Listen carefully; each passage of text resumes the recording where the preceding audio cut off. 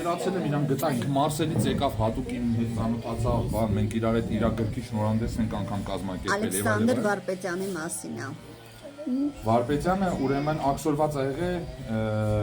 Քոչարյանի օրոք Վազգեն Սարգսյանի խփվելուց հետո, որտեվ ինքը ուղիղ եթեր ա ուզում դուրս գա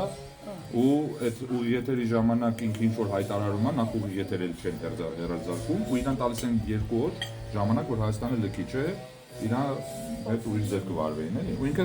գնում է Մարսել ու այդ ինքը հիմա էիզմի այդ էություն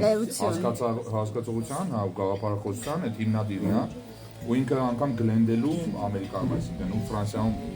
լուրջ գիտական հետազոտություններ արել եւ այլ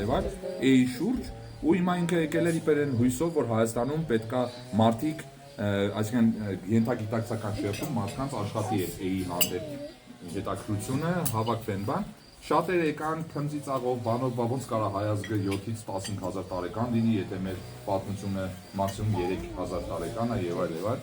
համաշխարհային պետության բայց ինքը ապացուցել է դա ու անգամ հայկից ու բերից պատմեց Պորտասարը 12000 տարեկան է հա դե Պորտասարը Թուրքիայի տարածքում է չեն ընդունում որ հայկական է ու անգամ ինքը ապացուցել է որ դա մեր հին դիցարանն է դուրս եկել գլուխները որ կան Անահիտն է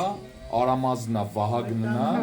Աստղիկնա, մեկ էլ Միհերնա ոնց որ հին գլուխները Այն մարդ սենց պլիմյանիկ ունենա, որ այս սենց բաներ պատմի տեսնում եք, ես իմ պլիմյանիկից եմ սովորում 4000